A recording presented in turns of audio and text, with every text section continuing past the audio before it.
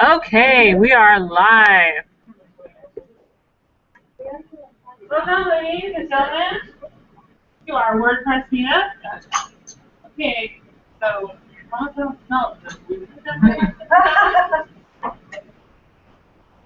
here is our Wi-Fi network username and password, and the password has letters and numbers in it, and they use ones, and so it's not friendly.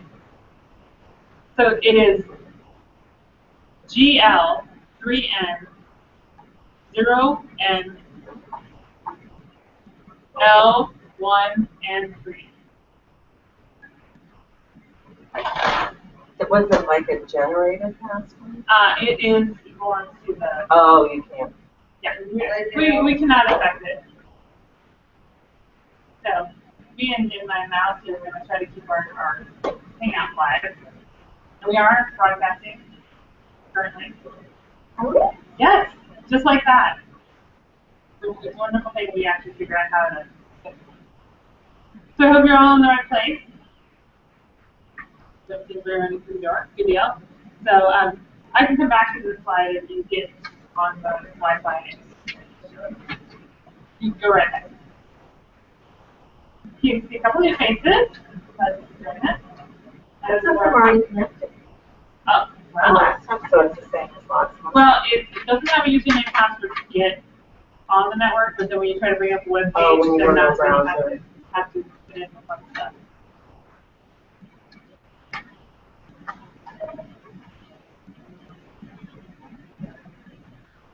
Everybody getting connected, lots to be connected. And also there's no guarantee about the speed of the Wi-Fi. Just for my run. I can guarantee it's slow. Brian says he has a guarantee. He guarantees that you should not expect that. Especially if I'm talking, I saw it to everything else.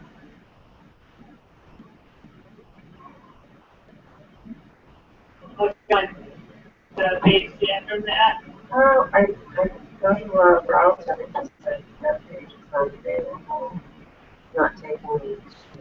You go to your Wi-Fi, if you go to settings and Wi-Fi, it maybe should pull up the login page for you.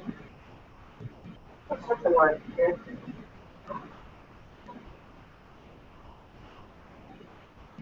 Wi-Fi, yes. Okay. That's the one. But I thought you said when I went to a browser there should be another screen. There should be, when you kind of go to a web page. Yeah, I'm not doing that for it. This is not this. Oh, yeah, then we can't help you. All All right, right. well, don't let me hold up the show. We can come back to that if we need to. And there's a little card that has that password on it too, if you need it. So, welcome to our meetup. I'm Brandon Watson. My co-host is Mark Rudder, back there in the back. We love WordPress so much, we want to do many meetups about it. Mark and I started this meetup over here in the Northwest Valley because we wanted to have one closer to home. There are 3 other meetups in the Valley about WordPress. One is in Scottsdale, and they meet the 3rd Thursday of the month. One is down in Chandler, and they meet the 1st Thursday of the month. No, the 2nd Thursday of the month. And then there is a business of WordPress, business of web development meetup. Not, you don't have to be specifically WordPress, but meets down in Cohoot the 1st Tuesday of the month. So there's a WordPress meetup for almost every week of the month. You can feel free to check out the other ones. This one specifically is focused on kind of the efficient, fast, easy, get your site up way to use WordPress. We look at convenient ways to implement these, and also the marketing part. Okay, so we have a website. Now what? We'll start with open forum, which is when we'll start with formal introductions, so everybody in the room will actually say with who they are and what they're here for. We'll do an open forum, which is bring your questions. Mark's already getting some good answers back to our Then we'll talk about email marketing and doing it right. So we'll cover the basics, and then we'll also talk about WordPress. And then general networking, chit-chat, clean up, the building closest in mind. So we'll kind of make our way through the door. If you are just getting your problem solved and want somewhere else to go, there's a Starbucks at 59 email if you want to take conversation there. They're open until 9:30. Hopefully I'm moving my mouse enough. So, registration, if you would like to have people RSVP to the meetup, so we encourage you to do that. There's also great conversations that happen on the meetup site. We're always looking for topics or speakers, so if you'd like to come share your expertise, that would be awesome, because I'm pretty sure you're going to get sick of seeing my face over here marketing speaker. Meeting notes will be on the meetup site when we're done. If all goes as planned and Google cooperates, this live hangout will be recorded and available on YouTube when we're done. If I move my mouse enough to keep it being alive. We do have a Twitter handle, WPAZ, so if you're tweeting or anything, feel free to use that. We're currently meeting here because it was a location in our desired part of town. Mark and I are sponsoring it. The Wi-Fi is less than optimal, so if you know the meeting location or someone else who would like to sponsor this, let us meet in their conference room, building, whatever, large house, great Wi-Fi, whatever, we are definitely open to other locations around the area. It runs about $135, including the AV. How often? Each meeting. We love WordPress that much. We may have a potential sponsor, Carol, who is the organizer of the Meetup Guest Handler. I assume we should not mind you. Why don't we charge membership? It's one of those things that we'd like not to, because that sometimes discourages people from coming, even if it's like $5. And there's also the logistics of collecting it and things like that. But if you want to look us up on PayPal and contribute, we're happy to have it, but we like having this forum and being able to share information. So hopefully, maybe next month we'll have a sponsor, or we'll find another location. But we figured this is pretty temporary, we'll find a different location. How far east would you go? 17? I-17? Mm-hmm. I mean, because there's a Scottsdale one, so then you would be. Yeah. Okay. Yeah, probably, 17 and west. Looked at a couple other options, not yet. So then we're going to get to intros. So give us your name, your business, your occupation, your interest in WordPress, and reason you came to the meetup. And start. My name's Madison. I'm a developer in WordPress, and she was saying that Oh, sorry. I can tell you my favorite movie. It changes every time. Oh, it changes every time? That's my favorite movie. I thought maybe your occupation changed. The reason I came to Meetup is one day I can start like all that. Oh, I'm Mark from the sponsors here. And I like WordPress so much, like Randy said. Like on the Chandler, the Scottsdale was only once a month. So let's have another meetup postponed. So here we are. It's just, what's amazing to me is how much knowledge there is every time they meet up, a WordPress meetup in the room. Just ask a question like, I've got a problem right now. Find something. You know, the problem people know how to fix it. So it goes right there. Yeah. Well, that's the problem. Okay.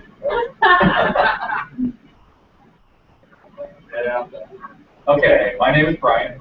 I do WordPress consulting. Here, everything from simple to plugin development.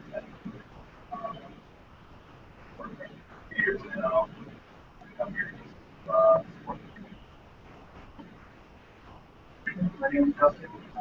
WordPress developer, focus on feeds for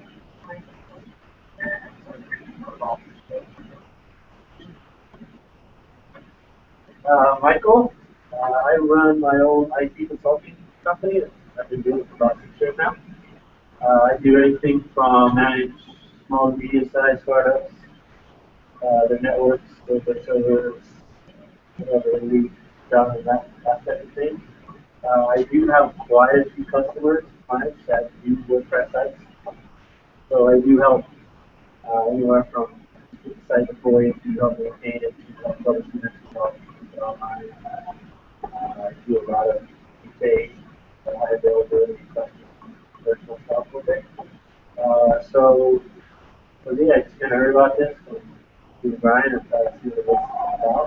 And see if there's something that I could do better WordPress wise or network people who could help me get pickles, which I do from time to time.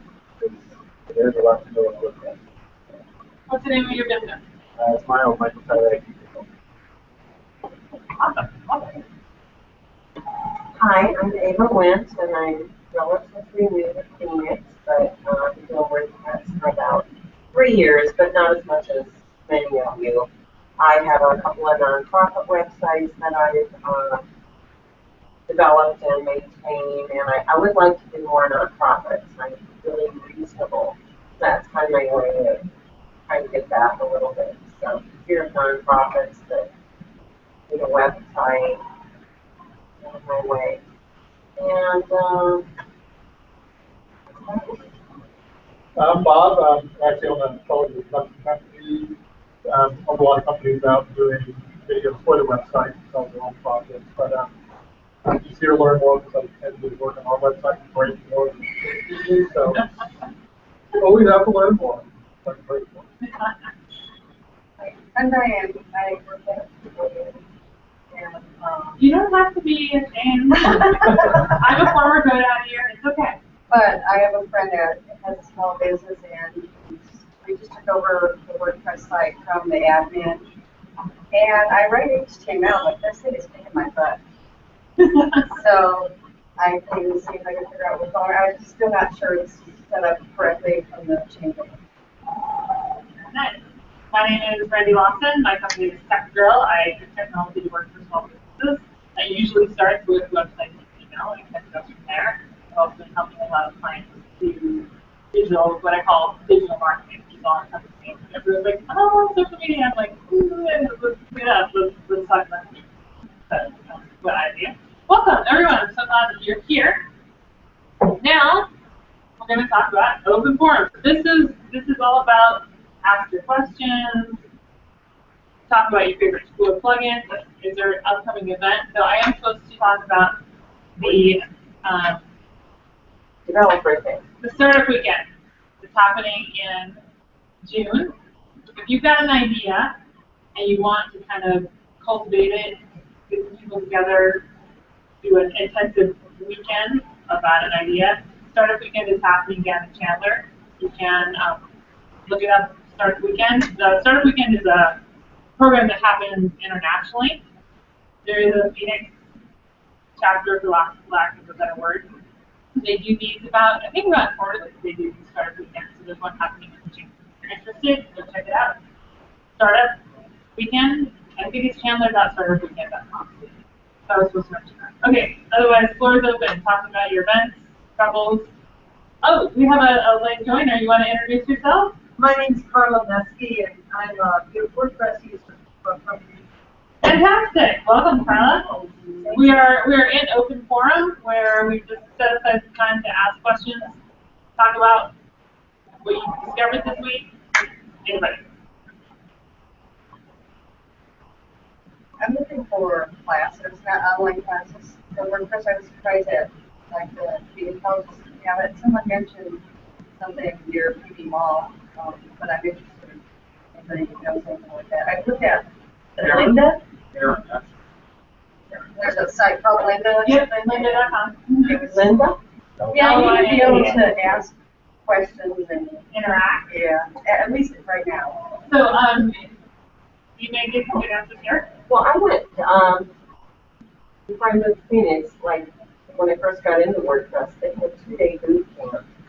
And I had that curriculum that was developed by a community college. I couldn't teach it, per se. I mean, you know, but I still do have the curriculum stuff like that would be available. Oh, yeah, because I knew nothing for that. I mean, I knew something about HTML, something about front page, and stuff like that, but I did not know WordPress to say.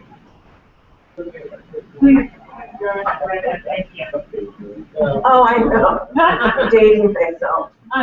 The other place to ask that question is on the Meetup page or the forum, because we have something like 1,000 Meetup users within the WordPress group, so you can tap their collective knowledge about certain resources and values. Does that include the Scottsdale group? Yes, so we're all under the Arizona Meetup, WordPress Meetup umbrella. So that's why the forum is a great place to ask those questions. So I did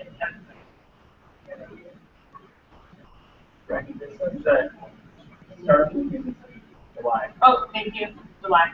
But next month, in the Scottsdale meetup, is like developers. That's the Oh, thing, right? yes, so the Scottsdale Meetup, Becky and Seth are the hosts of the Scottsdale Meetup. And every quarter, Seth does a meetup that's specifically developer focused. So they discuss my favorite function, talk about the WordPress core, they talk about plugin development. They talk about things that are a little bit deeper than most of us users care about. It's like, you know what, somebody's write a plugin to do that, that's all I care about. And they're talking about being able to write the plugin. So next month in Scottsdale will be the developer specific. Then there'll be 2 regular meetings where they talk about any things that any user can appreciate, and then they'll do something about it. What's a good plugin? Ooh, forum. Anybody weigh in? TV Press is like the top message one. I've not personally used it, but if you kind of don't do that functionality, that's the only thing. Paper Press. You got this site that you put it on, or have one? Have a site. Sure. That's just gonna be forwarded. Last question. At that point. Not interactive. Not like when they respond in the form. No, it's just going to be almost information. Oh, well, that's a forum. Oh, we heard forum. Oh, I heard Oh. forum too. Okay, so gravity forum.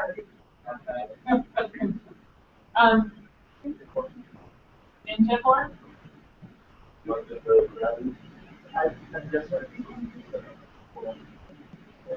I use Google Forms too, and it creates a database that you want to register. So there's 2 ways to go about doing forms. One is a plugin, where the website is doing the work. Gravity Forms is it's a cost plugin, it's a premium plugin, but it writes things to a database. It's not like almost endless functionality. It's a very good one. Then there are a couple free options like Contact Form 7, which you'll find value to form, but don't have some of these advanced functionality. The other way to do a form on your site is to use a form service. So that's essentially what Google ends up doing, is it's a form service. You create a form with that entity and then you embed it in your website. WooForms and WooFoo Forms, WooFoo, WUFOO, and JotForm, are the other 2 services design providers. I use WooForms. I like What about 2U form? job form. It's just something you get in. Yeah, I don't know if that's, I've got a 2U form on his website I took over. I don't know if that's a product or just what they call it. Like maybe, I was thinking quick form 2U then. It could be a plugin. There's lots of form plugins for WordPress, and that could be one. Okay, now that we got this question answered, I'll share something we had yesterday that like I kind of blog on.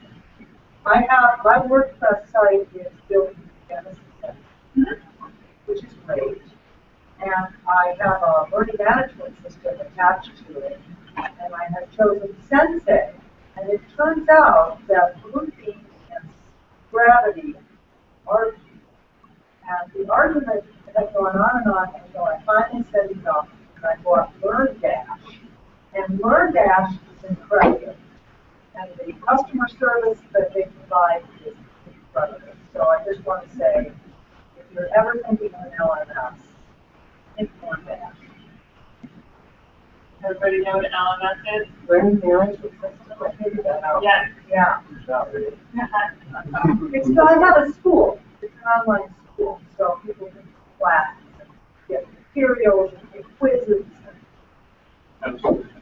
Like each shaman is a different animal, how to teach it animals and how to use animals. So this LMS, is it a complete system, is it plug-in? It's a plug-in. It's a plug-in, so, yeah, it's smooth as glass. Smooth as glass. This is Genesis. Genesis is a framework. Within you can build, so in WordPress there's themes, right? And developers who worked with themes enough were like, this is ridiculous. We're building the same thing over and over again to get to this part where we make things pretty and change things. So that's where frameworks take care of, I will call it the foundation for the theme and allow you to do top. So Genesis is a framework that you can get, and then there's a child theme to go with it. But once you learn the framework, any child theme you put on it, you know how it works, how to interact. If you just go buy a regular theme and then go buy another regular theme, they were probably developed completely differently. The way you go about doing things with them is completely different. If you work within the framework, you know what to expect. Same user interface. Yes. Same approach to the way that things are done. So there's lots of frameworks that people who do a lot of site development will usually choose one and stick with it or have two different ideas. Is it great? Yeah. Mark and I use Headway a little bit. So there's lots of, when you start to look into it, there's lots of different frameworks, and usually people will kind of find one that suits them and work with it. Other shares? That was great, thank you. I wanted to share a theme I kind of used on, and I'm not very experienced, but I found this theme that is just so customizable. It's called Weaver 2, the Young World 2. On every page, there are so many options and custom things. Really, really amazing. So I would probably use it again, because you can just, you can use your own everything, and you can really customize so much about it. You found it very easy. Yeah, you just keep scrolling down, and there's like all this different sections. Like you could have a page with posts in it instead of just a regular page. A page can have posts embedded, serial, and then you can choose how many posts to display fully, and then excerpt the rest, or excerpt them all, or Cool. I like it. Great. So they're working on an SLSL. There's just an issue back there. Yeah. Anybody have other problems with these things that they ran into today? SSL fixed, but Well, see, what Brian touched it, and everything was good. we're doing something else. But problem back here, just so everyone knows, is he's installing shopping cart, which the checkout is going to be SSL. He also had WP Better Security on here, or IP Security as it's called now. Right. And IP Security was trying to steal the free press. Oh. Good to know. So we're getting a new rewrite. Oh. Yeah. WooCommerce put us over there and like security plugin. You need the SSL with WooCommerce, that's because of tell them why you need the SSL. It depends on your payment gateway. Right. So if you are using a payment gateway where people are checking on your site, As opposed to PayPal. as opposed to redirecting out to PayPal, Right. then if they're staying on your site, then you need to secure that connection to your client and your website. Which I prefer to be processed off the site, and I don't have to use that quantity. Right. But it's so selling. partners. It blocked out our account. Medical marijuana or non-medical. Yeah, are you gonna tell us what it is? They're not even guns, they're gun-related items, not actually technical gun or the deal about all of that firearms. That doesn't have a big amount. So I installed a gateway, and we also had Bitcoin on installed on here, Coinbase, but it didn't work without an SSL certificate anyway. We haven't had a lot of people asking. One guy. But anyway, so I installed it. It's called Simplify. We plug in the master gateway, payment processors, so that I don't account for that. And then I've run into this before with other shopping sites, some do commerce, SSL, HTTPS, HTTP. I don't know what the whole answer is, but Ryan. There's a WordPress beta, so there's like 1,000. Well, but he's the one that figured out the iThemes security. And so I have problems with permalinks sometimes. This very site, try to fix the permalinks either pretty or up the site. I have to go build an htaccess file for a whole Which is also a security plugin. yeah, it's the same. Yeah, it's all works. It's trying to do its job, but It feels secure. yeah. You can't change your settings. That's not too much. No, it wasn't good. You have payments, you take payments on your site? No, I go through PayPal, but I'm always running permanent. It takes freeze up and then I have to go play around and put it. You save them over and then. I have to go watch it. Right. No, that's right. I've seen it. I wrote her stuff.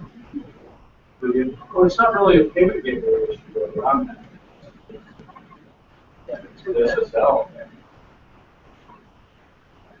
It's installed, protected, it's there. You guys know what that is?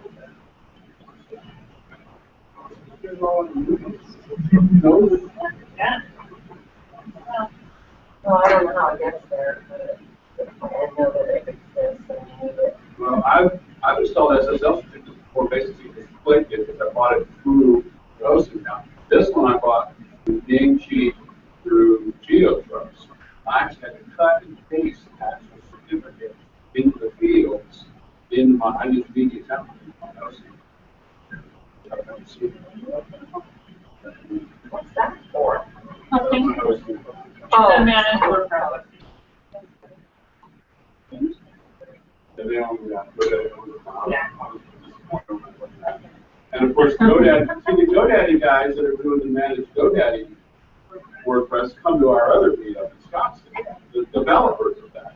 They're like, oh yeah, we don't need a temple now. We're taking all the good stuff. We're going to build it into GoDaddy platform. They're nice guys. So, the thing I ran into this week, has anybody used Font Awesome on their site?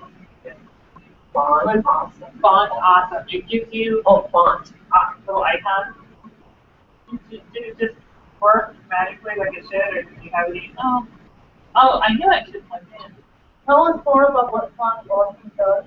So Font Awesome is essentially a icon font, so that you can use those cute little icons in your menus, or where else do you use them? Kind of like web themes. Kind of like that, but web friendly. Yeah, It's kind of early. it's a hosted web font that you can use for icons. Icons, there it is.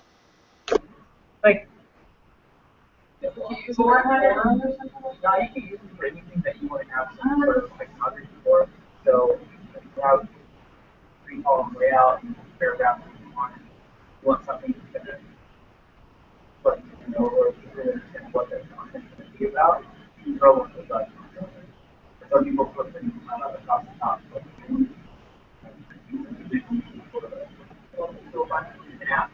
So rather than an image, Yeah, instead of having 100 little PNGs for like a save icon like a floppy disk, check Real mark. So pond. it's not like an emoticon, it's more. No, it's, yeah, Okay, gotcha.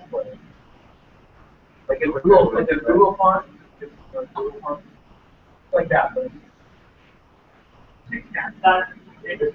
But when you use it, it works like this. You kind of use it in the tagline. Not much. But then you know, no, in the tagline is the WordPress site. yeah. Is the tagline stripping your tags so that you're removing your spam links? Should be, Like the platform,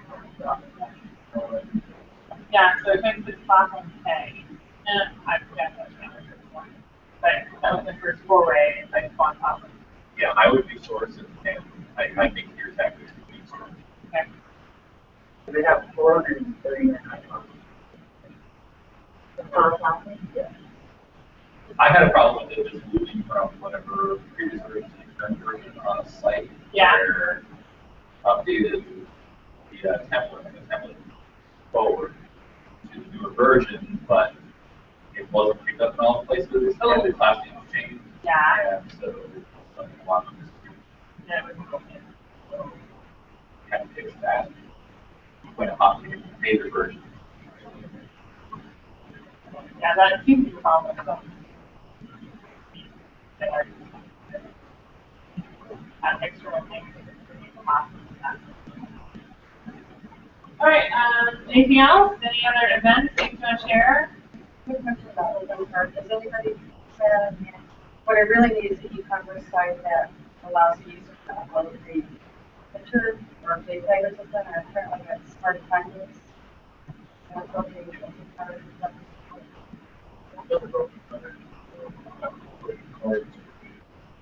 You have to know CSS, PHP, make it work. I think got a bunch of plugins and stuff. Yeah. They're like third party, they're not. It works, I got a shopping cart, they do that. It works, I'm trying to get it back to it. And we're fast and commerce. I was. Right. Shopify is the first solution. Oh, the customers will upload? Yeah, it's like a coin shop, and they're gonna make like little tokens and you upload. So it's customized. I would check. I've seen a lot of people doing plugins for WooCommerce. So WooCommerce itself is a plugin for WordPress. Gives you the shopping cart, but a lot of people are extending the shopping cart. So So there may be I would, plugins for WooCommerce and stuff like that. I can't remember off the top of my head, but that type of functionality, I would imagine. I've seen a thing where you can leave a comment or whatever, but a video that actually is on your camera, is on your microphone, records it, and posts it or uploads it. WordPress, I don't know if that's successful or creepy, but. Well, that's slightly different than like browse, upload a file, but I understand what you're saying. I know there's like, probably home. And if I see one, I'll post them on the Meetup comment area. That ninja form that I was talking about earlier, they have an add-on for file upload. And you can use, for single site, it's $39. But they just plug in free. Then they have all these, So you could have the user go through the shopping cart experience, and then when they just come to a page that has the form on it, where they upload it, but you could separate the upload from the purchase. Right. Because I have the shopping cart already. Actually, I have a shopping cart with a upload image, and I don't know what it is, to be honest with you, like what my button is, but, and it's working fine, except for it's not automated, and God has like 15 steps to the ordering process, and he's going down to 50 minutes. So I was trying to get something that would automate, thank you for your order number is this, or, when you like shift, it was, you know, well, maybe. Well, I don't know WordPress. I mean, I literally just started looking at it this week. WordPress core doesn't have any details. Yeah, they're all Right. So right now, I'm not convinced it got moved over from somebody else, Yeah. and I'm not convinced it was probably, yeah. Yes, definitely. I don't know. I literally, just like Monday or something like that. So it's like, and I have all this code written in HTML that I thought I could just drop on the side into the, you know, template and just fill it in. I mean, because what I did was before I got it, I downloaded the source and put HTML in there, and I have a bunch of pages sitting on my personal drive at work. Then I tried to throw it on there, and it doesn't work. Yeah, Yeah, so hence the class. Yeah, that's the class. Very good. Okay, so that brings us to our topic for this evening, which is email marketing. I Yes, have another question. go ahead. On the subject of permalinks, I'm just terrified to change my permalinks. I started a website a couple of years ago that just had a standard permalinks with the page ID equals, blah, blah, blah. And I'm afraid if I change them to, you know, like the post name and free permalinks, will that make the whole website all these broken links? It shouldn't. WordPress is usually good after 3 changes, I think, keeping track of previous page names. You have experience with that? Brian? I'm sorry. If you change your permalink structure, Yeah. your old links will still work, right? One time, yes. Oh, one time. It doesn't keep multiple histories, Okay. but it'll save one for you. So if you had your default one and you changed to the post name and then you changed to something custom, those first ones aren't going to work anymore. But if you just change from the default to post name, WordPress manages that basically these ones get directed. I guess the exception too is if you're using the original one, question mark equals location. That's what you guys do. Yeah, that always works regardless of settings. Oh, there you go. Yeah, I'm just So afraid of if you breaking the switch whole thing. to an SEO friendly style, then it knows the difference between what the SEO style permanents are and the default ones. And even if you are set in the SEO friendly ones, once it sees the question mark and there's things following after that, WordPress knows that will always fall back to that. So it's like Okay, the so regular. when I go in there and as you said, change permalinks, will Mass apply that change to all my pages? Yes. It will. Yes. Take a backup first. That's always good. I won't ever say no to that. Yeah, I don't think you'll find anybody else. No, back up.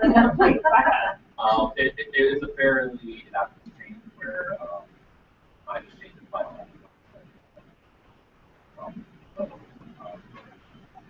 I think you're doing You're right, though, because you will always give the question mark ID, so that's very good. Regardless of the permanent. It's always going to happen back in the permanent, you just have to stay on the browser. right. Well, Without code in the back end, it's always going to do that type of thing. it's doing that through the rewrite engine. Yeah, it's going to do the rewrite. And no, it's always going to. What I'm saying is the rewrite engine can tell if it's a party link or Default, let's call it It accepts default. both. Yeah, so I mean, so that. But default will always On a work. code level, it's still only starts off and It's always resolving ID applicant. You're saying that they're still there. permanently just masked, so that is still there.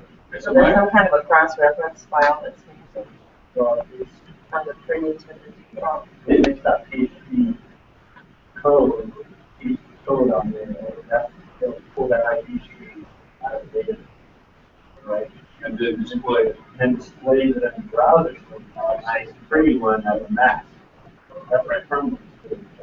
Okay, so I have a question then. They didn't look at it. Stubborn and the problem using Yoast or WordPress SEO on Yoast, it also has ability to change firmware. Is it another layer on top of the core, or are you actually still just when you click on from one side of the WordPress SEO? No, not yet. Huh? It's just telling us something. There's different ways to do it.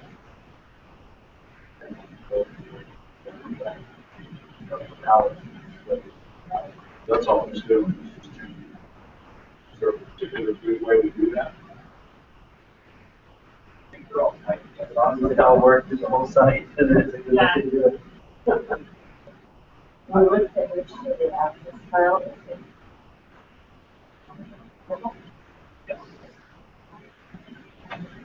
Yeah, I don't really get into understanding. You gotta open it.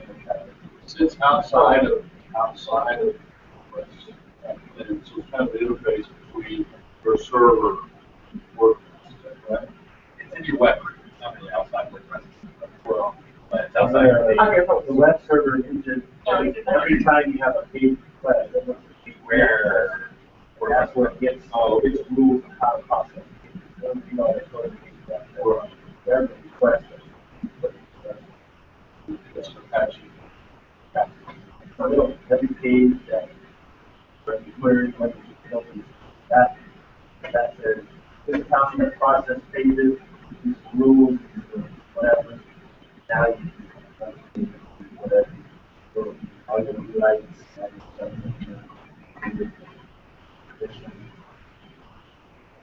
Yeah. So I used to always grab the rewrite code, stick it in there for HTML sites. or make it roll for that whole. Or so you could do www versus non, also help with SEO. Focus it. And you can have a 301 you can have HT access. The whole. I think WordPress. Right? Yeah. Yeah. Is that- You can have one with global. You can have one deeper in another folder. That's different, right? Then be a child. Maybe, right? You have to follow that rule first, right? It actually always starts top down. It always starts from the top down. So if you have a rule up here, then be HT access to go to underneath it. You So can always, CSS. yeah, safety goes for something. Like a very advanced thing that people might disable the process.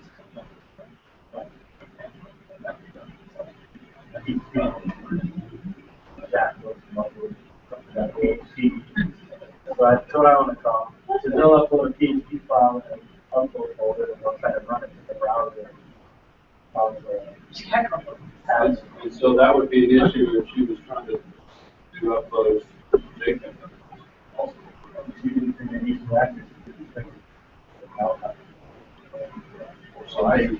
Size.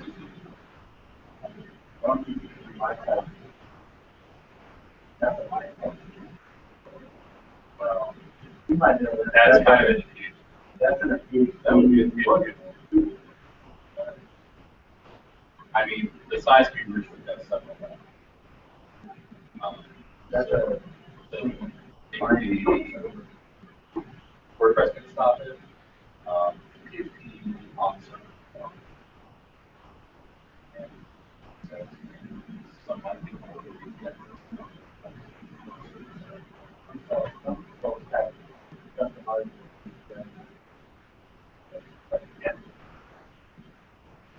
Alright, I would want to go speak with. that was a lot of notes, it's sad.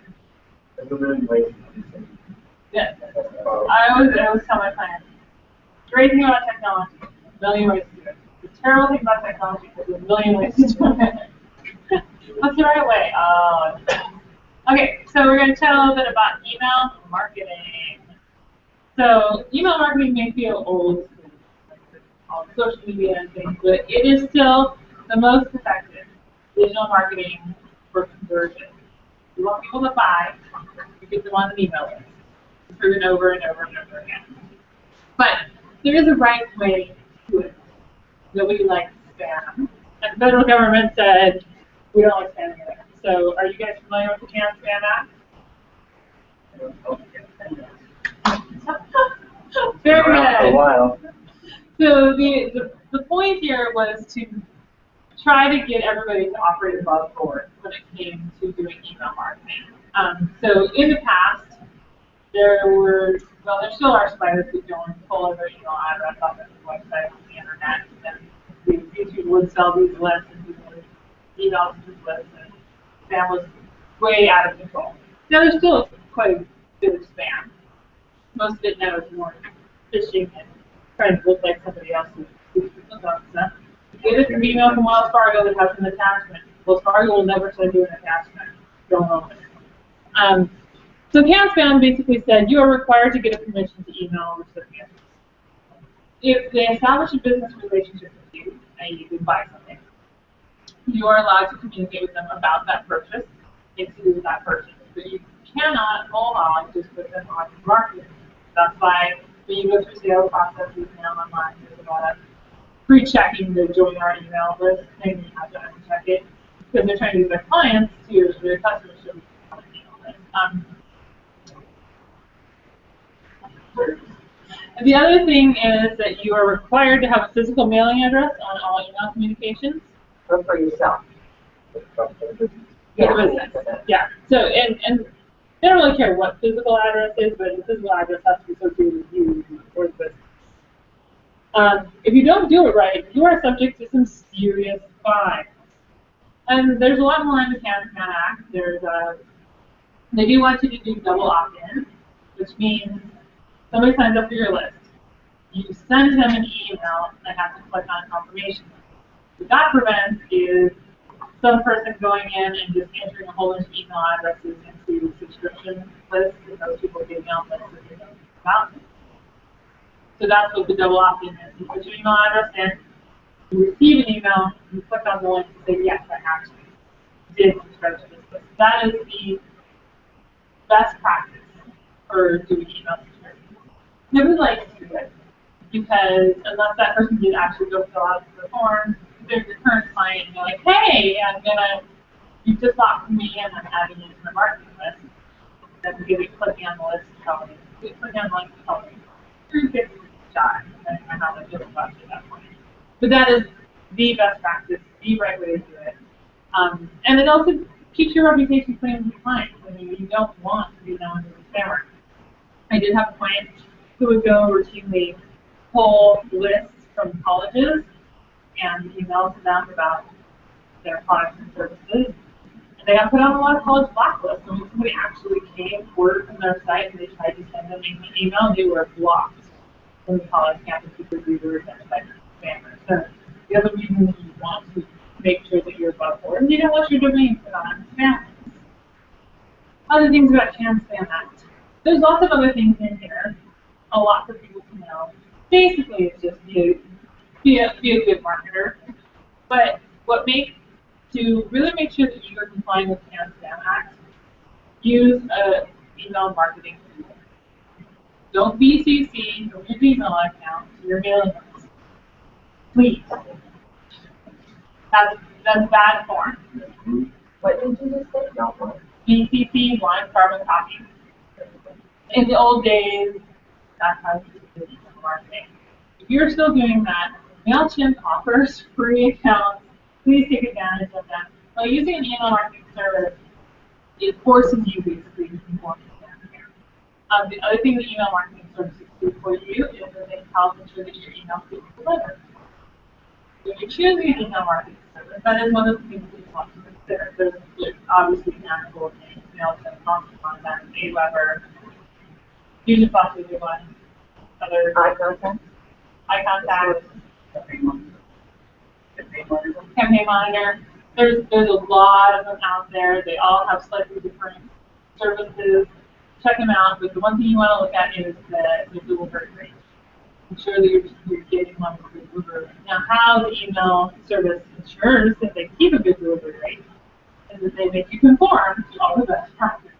So it's sort of a chicken and egg thing. So say you've got your list of current clients, you're ready to send out an email to them. Make sure you're offering value. If these people bought product X and you're now promoting product Y, and they have nothing to do with one another, they probably don't want to know about it. But if they bought product X and you have product X 2.0, that's probably something of value. Other thing to do is to not always sell, but offer other things that have to do with the product to keep them interested in and keep them opening your email. You think about the email list that you're on, you think about the ones that you open, how you feel about when you get them, where do they go, are you unsubscribing all the time? You know, put yourself in your client's shoes to make sure that when you hit send and if something arrives in their email box, they're interested in opening it. Because otherwise, if they're not, you waste your time, their time, and potentially lots of customers. So be sure to offer value. Oh, I covered using email marketing tips. Using email marketing tips. There's free ones. There's not a whole lot of cost, even once you get past the free level. So it's a good idea to do that. Consistency is key. Much like blogging, social media, and anything else marketing we can talk about. Consistency is key. If you send a Christmas specials email and then you send an Easter specials email, you're not consistently communicating with clients. You need to be touching them once a month.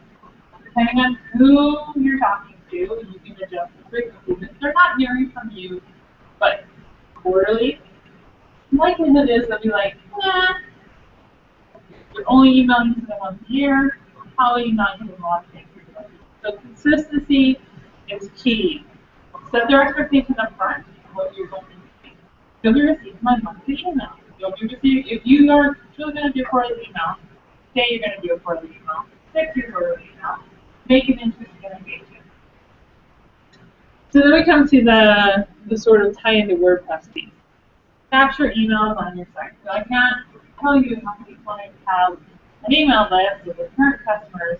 They're not offering no opportunity to anyone else to come to their website. Put an email capture on your website. It's easily been up. All of the email services have an embeddable form, widget, tons of different ways to get it on your WordPress site. There are those annoying things that pop up with some cases, but mostly not. There's lots of ways to implement that formula. Put it there, put it where it matters. And then give people a reason to sign up. So if you go look at sites, you'll see that somebody's offering a free ebook, subscription notes, or a free email series, 10 ways to lose weight by achieving this, or whatever. But think about who you're trying to get on your email list. Is that the marketing 101? Who are you talking to? What are they interested in? What can you offer them as their interest to your business and get them on your list? That's what you want to offer. So a free offer is usually the best way to get people engaged. The other thing to think about is how people are coming into your site, where they're going to, what's your most popular blog article, what's your most popular page. Use that as influence about what to offer for free.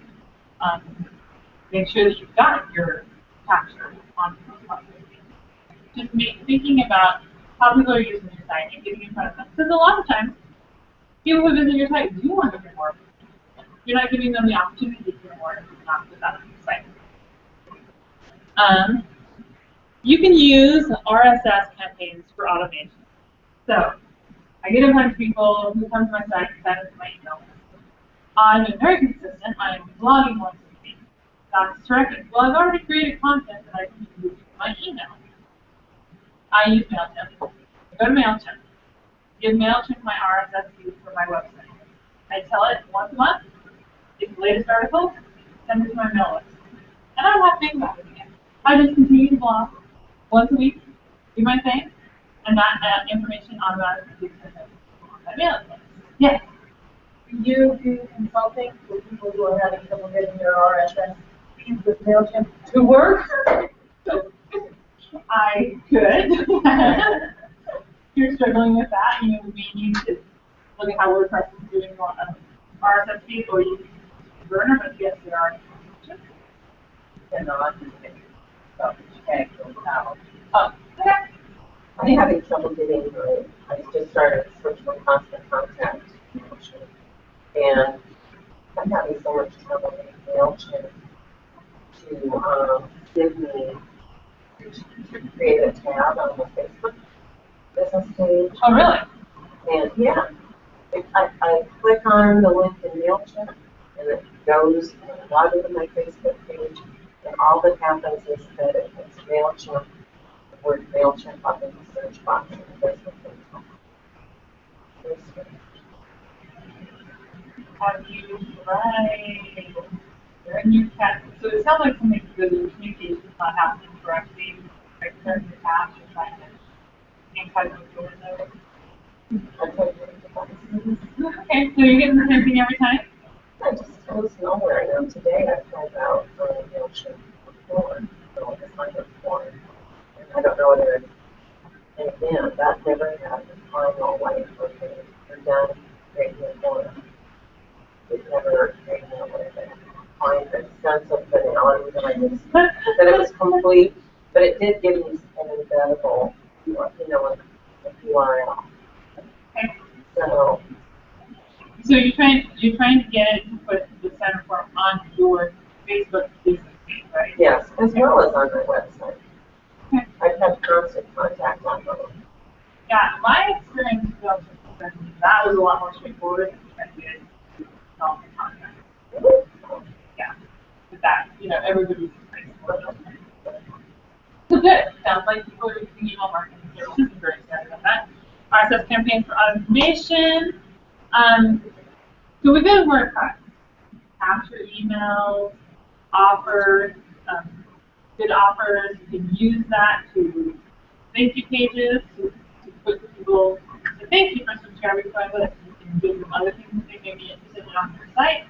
What you should not do with WordPress is use it as an email marketing service. There are plugins out there that will enable you to use WordPress to send out your bulk emails. Please do not. That is not what WordPress is for.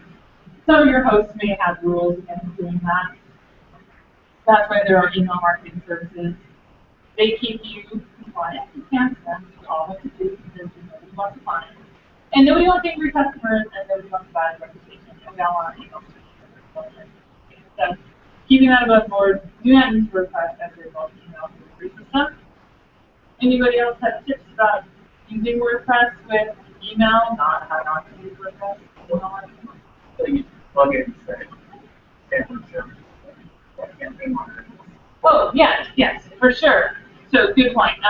MailChimp has a plugin that makes it easy to add forms to your website. Campaign Monitor. So there are plugins that the email services offer that extend their services into WordPress to make it easy to add forms and do other things. I think some even offer you can include reports in your email inside WordPress. That's all awesome. Yes.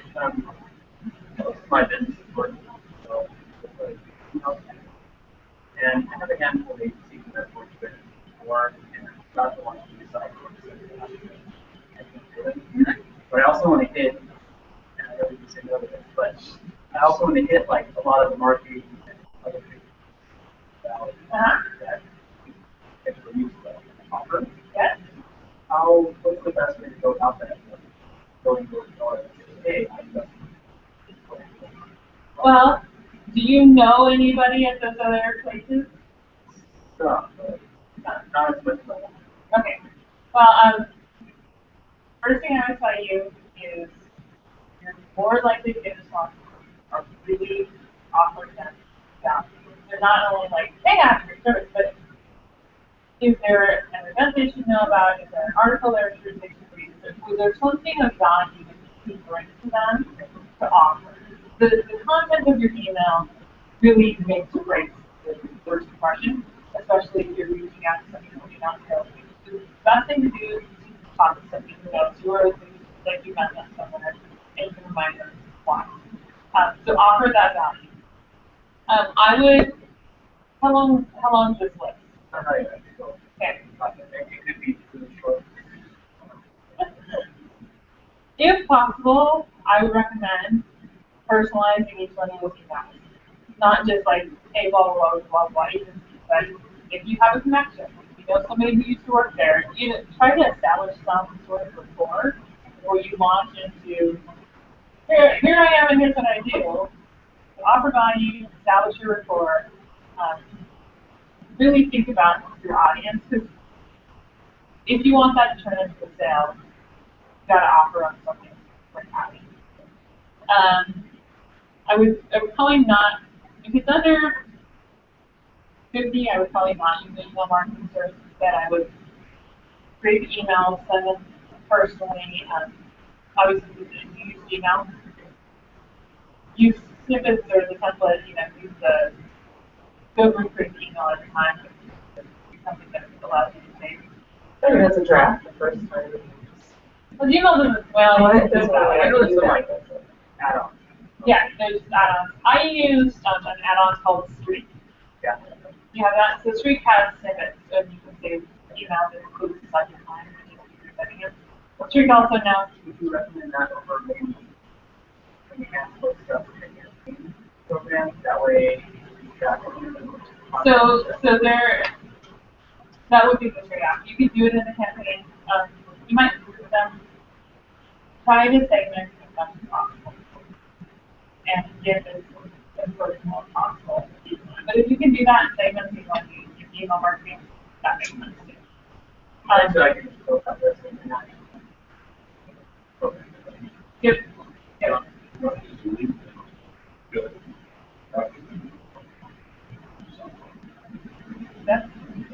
I would try to make sure you differentiate yourself from, I would get 3 or 4 spams of developers like that. Yeah. That day before I make it. And just immediately, and so they keep every day, I'm just, what did it say? Some were even better English. And,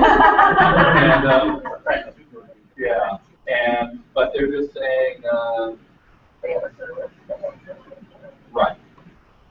Great developers, you know, $5 an hour, $50 an hour. Very too good to be true kind of promise. Send us your user ID to China. Update your LinkedIn profile. Module or purpose or whatever. And then join some groups that, you know, LinkedIn groups that are sort of discussion or comment on the calendar. I've done that. I think it's oh yeah, you can go in there and have it switch to a weekly digest. And we'll have to do that at the meetup. Yeah. I have a totally called distraction. Everything's like not related. Are you saying develop or offer value? Be personal.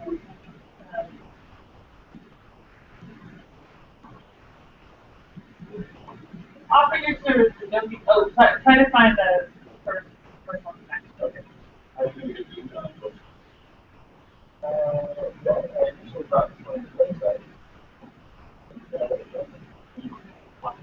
Yeah, but really good website stuff. People's names, they'll have a contact form. Yeah. Well, yeah, that's what I'm saying. Like, I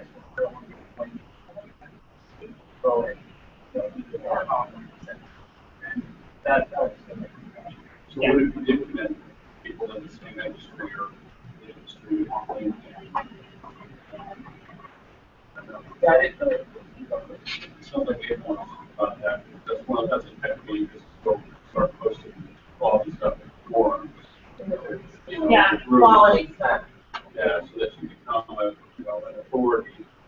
Well, and It's a lot of work. well, and you have to assess where your audience is. Are they active on LinkedIn? Because if they're not active on LinkedIn, then you use LinkedIn to figure out who you want to talk to at that company. But I would yeah. Are these local clients? essentially, I've got some, that's my ideal They have groups on LinkedIn, and they may even have different groups. Yeah. So and if that agency is going to be active on Twitter, then that's better. So I would figure out where they're most likely to engage. And if you're dropping in through a contact form or something, if you're local and you really want to work with them, you might try different backlights. Ask who speak with the perhaps have known to it, and try to set a meeting or something instead of just saying I'm selling my services. Instead, it makes you feel more real, and it's a little bit and treat that person. Right, it's a lot easier to sell that and build relationships. Yeah, yeah, right. That's how sometimes I have to second connect that a lot. Yeah, such a better before and personal, and then they want it, and then they like, right, this guy's all right. Yeah, okay, the way he sounds, he's all right. So Because you can even ask the question, if you're not hiring, and then use that person in lunch, and next haircut, and get that person in production. So once you put your list together, you might cherry pick out of like who is the most important, who would be like, if I could work with anybody, Right. prioritize them, and then go on to that first level, try to do that real personal thing and see what your results are, and then you can also back to segmentation. Here's like my green checklist of clients. I'm gonna go to LinkedIn, figure out who it is, personally try to call them or contact them or find somebody who will be an introduction and really establish that rapport. And then if there's like a lower tier or your current set of clients that you want to send that email to, I would still say establish the rapport and offer value. But because they already know you, you don't need the high pattern. Well, you might, this is something I used to make signs, I used to know more and more of the business more. And I used to ask them, any more signs of order, you guys need any signs? Nope. So then, any more, I ordered to make signs, need any signs? Nope. It happened over and over, finally, I could change my tactics. So I went in, I would go into their office and I would say, you know, I'm a sign maker, I just want to leave you a car in case some way down the road you might need a sign. It's, oh, cool, so it's very non-confrontational. And I would turn and walk away, and about half the time they'd go, oh, wait a minute, as a matter of fact, I do. So I'm just like, I'm just here to drop off the car. I'm not going to ask you. For the same thing, you might say, hey, you know, I know you're busy, but you might know somebody that could use my service, rather than making them say yes or no. It's very non-confrontational, or become friends with them, and then ask. It's saying that work with your audience, but I found like Facebook groups, I've gotten invited to them, if you have shared interest in maybe you're kind of blogging about advertising and marketing related things, you invite them to join the group. And I don't know if that would work out, that may not be the one I bring to that. oh, I think it's got, I think it's really amazing. So, like, people. But I mean, if you know somebody, what I would call a representative sample of the people you're trying to talk to. That's the thing, a lot of my friends use downtown. They're like, as well. Yep. So I like them. Yeah, go talk to them and figure out where the people that you want to talk to are active. Maybe it's LinkedIn, maybe it's Facebook, maybe it's Pinterest, maybe it's none of the above.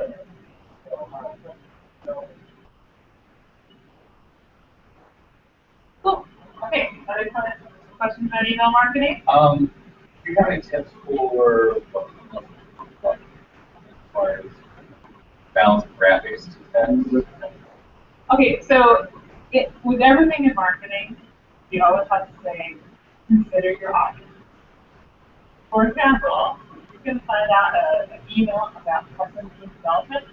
I'm thinking it's going to be pretty heavy on the graphics side, because he's going to need to demonstrate visually that he's in tune with what's cool and what's happening in the hot. If we are talking about Mark's product, then related, maybe heavier on text. People want to know about specs. They want to know about the work with this and how it's all up. So I would say that would be more text heavy. So the balance is really going to be regarding the subject you're covering. Now, if I were to draw a middle of the road, usually opening with an attractive graphic. First of all, your subject line needs to be like Cosmo cover page quality. Get them to open your email. That's the first thing that they'll open it. So Jennifer Bourne at Word Account gave talked about content and tasks, and she also gave a deliverable with 200 plus. Fill in the blank headlines, and if you're completely lost, that's a great place to start. We can open like these covers, big blanks. But get them to open the email. Open with an eye-catching graphic that's not too big, and then put in your copy. Your copy should be short, to the point. Wrote it, go back and cut out 20%. Be very specific and have a call to action. The thing that I see over and over again with clients is that they don't have a call to action. Great. You've just told me about this workshop for men that I can learn to be more influential, I can have better relationships. Great. Oh, you just told me about it? That's awesome. Register now. What is it? Register now. So have that call to action. Don't leave them hanging. It's like any good sales pitch. It's like, here's all the things you specifically want to know about, and boom, this is where you go to execute on this thing. Buy the product, sign up for the thing, join my mailing list, read the blog article, whatever it is, have a very specific call to action. Yes. You send people to the landing pages. You have a landing page app that you use. I don't have a landing page app that I use because I use no. Well, the email service itself is going to have tracking. Right. So it's going to gather stats off. But see, but in a full sales process, you're absolutely right. When you have a call to action, you want to take into the page. You can sometimes call them space page, landing pages, whatever. Focus on just the action and action take. There's nothing else to do. I've looked at a couple. I've not liked, but that's any of them. Sometimes, usually what I'll do is I'll just make a full width layout and put my things in there. Most of the time, my standard pages are pretty focused. I'm not one to think that you should talk about content because that's one of the things. But there are one of the things I don't want to talk about. But that's a great question to ask more. Okay. I too have seen someone using a landing page that has its own unique domain. It's like, just buying up a bunch of domains and putting one page on it, or is that a service? Well, it could be a SEO thing. They could have that domain for searches. I mean, the domain was tryemailmarketingfor3.com. That sounds like a Is it? Yeah. Doesn't It's a lot of keyword stuff you use domains, so But I mean, so you bought that domain. because somebody will type that in email marketing and emailmarketing.com. But it was all one word. Yeah, it doesn't matter. Oh. It's a domain. Google's pretty smart. So when you're talking about using your landing page as the first primary contact using SEO or whatever, and then beginning the sales funnel process of email marketing. Right? No, we're talking about using the landing page as, so you send your email, and every link in there, no matter like, learn more, register now, buy it, every link is to the landing page. The landing page is the bottom one. Right. You already got it. It's a screen page. That's where you want The idea is that they're not distracted by all the other stuff on your site. They're focusing on that offer, and they conclude with doing what you're asking. landing page is where you your end goal. Is what? The end goal. End goal. You send this email, so they'll go. It could be a page on your website, Could be but in- not your homepage. you got something that you want to do. Yeah, so Once you get them there, hopefully. the school thought is that you may have, so I've got this workshop for men. I have a page on my site that talks about it, it's all the details, blah, blah, blah, blah. Well, when I send this email out, I've probably given them some of that information in the email. So I may want a different version of that page, directly to people that have received the email too, to, again, be very focused on accomplishing whatever action it is. But if I want them to register, I want them to I want to drive them to register. And what I've also seen is that landing pages sometimes very, very long. So I've piqued their interest, they've opened the email, they've clicked on it. Essentially, I have a qualified lead. They've already told me that they're interested. So my regular web page is not for qualified leads. My regular web page is for like anybody who comes. So when they know I've got a qualified lead, then I'm going to walk them through a different process. Like, here's what's the information, and here's your testimonial, and here's like building all the reasons you should click this button. And that's what landing pages is really bad at. Being able to take advantage of the fact that you know it's a qualified lead. That was a great question, right? Anybody else? Do we find this useful? I think, one other thing that you said, they do have a lot of reports, like MailChimp. You can see who opened an email, who clicked on things, who unsubscribed. So you can get a lot of good data. And then I used to be an accredited partner with Constant Contact, and they always said, well, we give you such more in-depth information about how people interact with your email and do they forward it. But pretty much MailChimp will give you enough high-level data that you can. You can, in fact, they encourage you to send it to this. The other thing is, if send your email and click through and they didn't do anything, you have a list, again, of qualified people who opened your email and clicked on something. You should go back to that list and, one, try to close them, or two, at least figure out why they didn't click. So it's a phone call, it's a personal email, it's a tweet, it's something. Understand your audience, reach out to them and want to reach out to you. But you just segment it to list down to these people were interested in either close them or figure out why they didn't.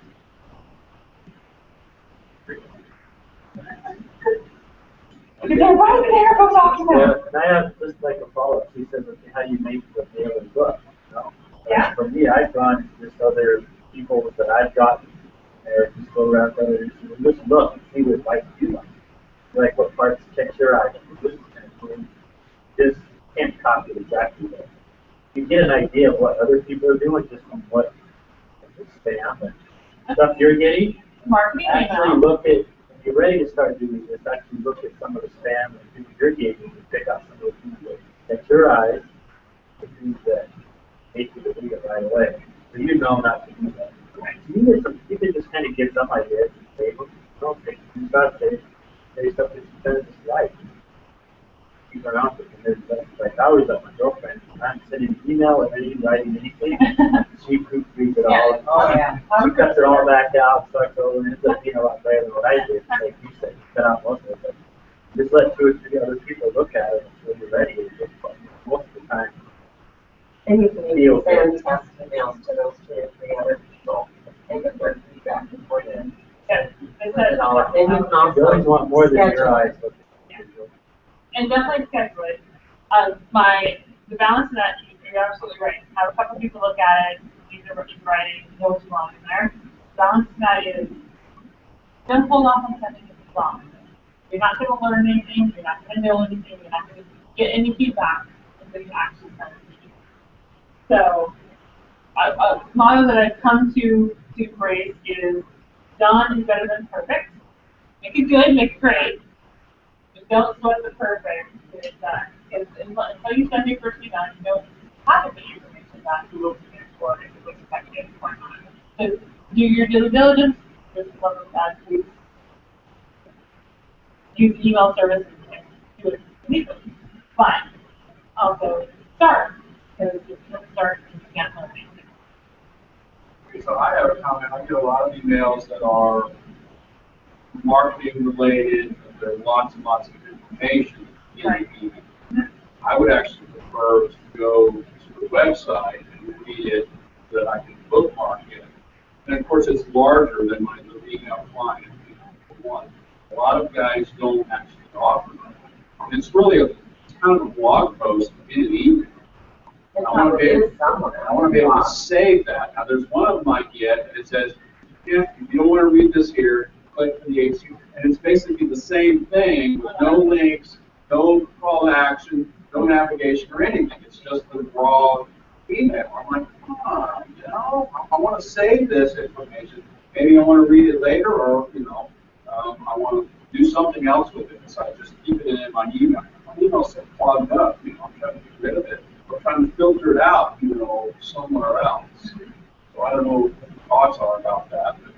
Well, so they're not communicating with you how you want to communicate with you. You want to snippet and a link to go to the website. That's probably the best thing.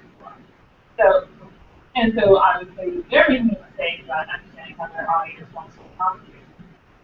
And they'll have feedback on that, but it is a lesson for everybody else. Not only what you like, but think about your audience. And talk to a member of your audience.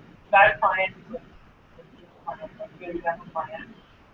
Ask them about how they like drinking. Like, what do they like to get on email or that kind of thing. You have to have that conversation. You have to actually go.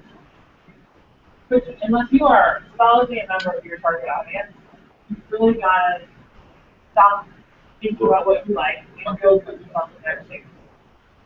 The other thing that I've done too, I have some emails that are sort of digests with a snippet and excerpts, but the headline would be the thing that's interesting to me.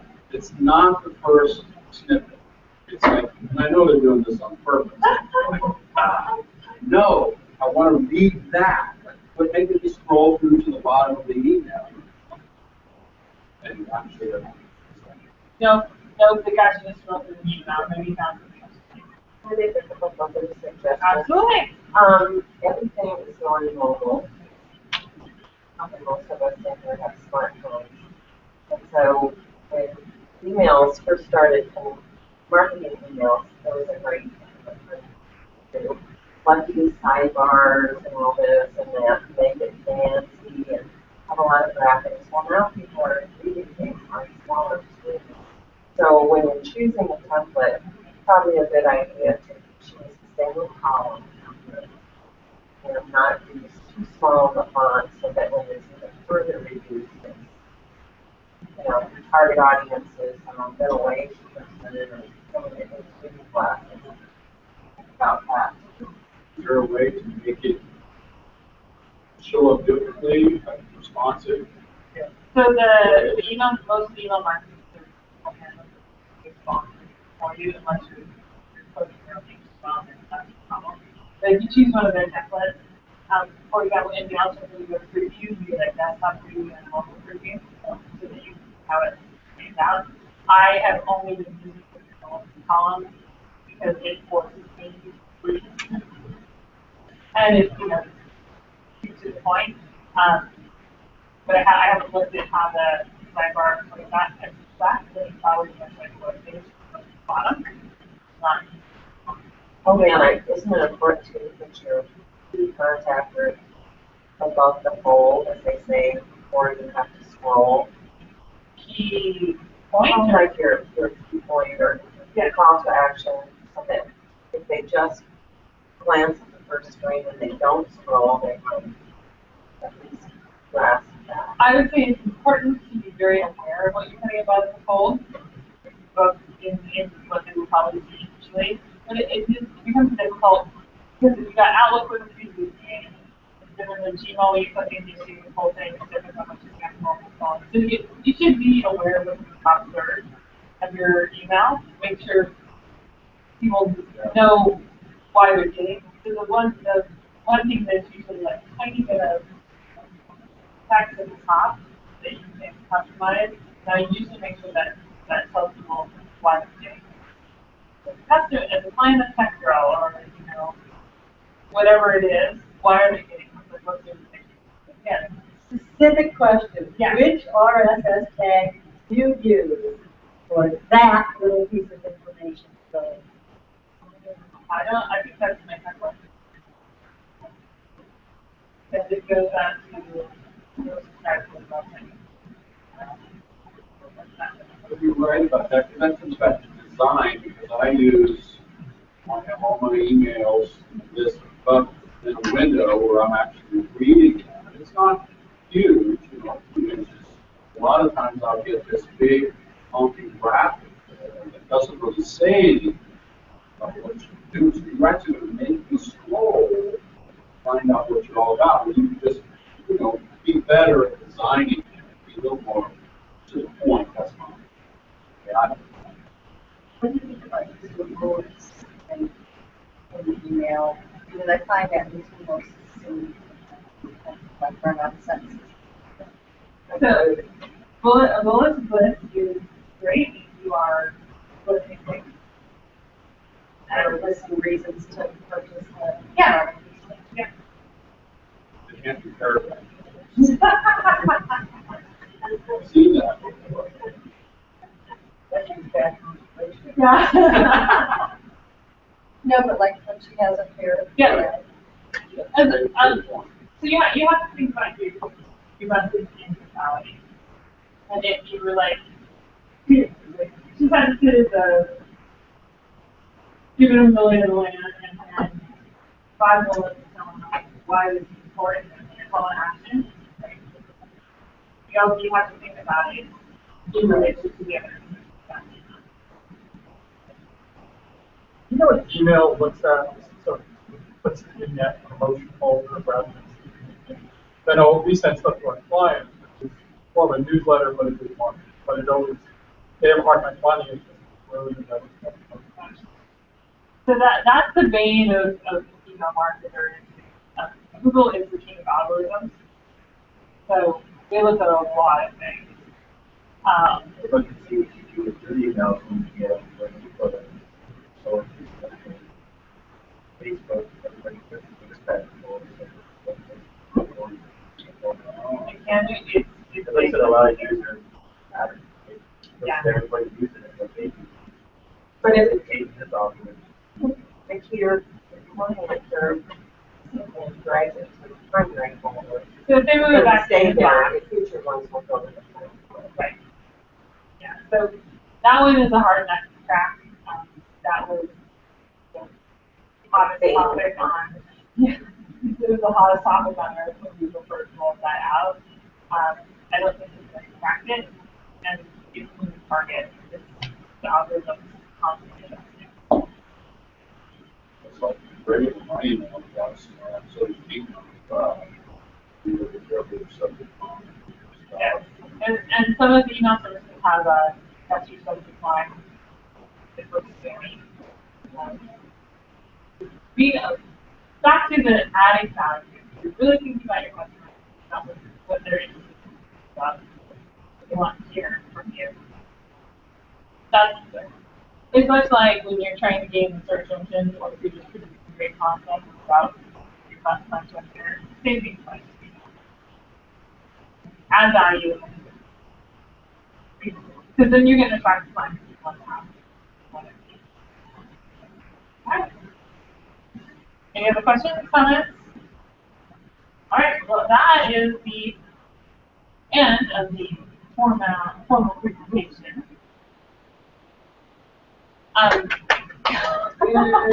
Thank you. That's very generous. We do, so Mark and I have brainstormed some topics, but we would love to hear from you guys about other things that you'd like for us to discuss. Like I mentioned earlier, we are looking for speakers. You are really going to be tired of seeing me and or Mark here.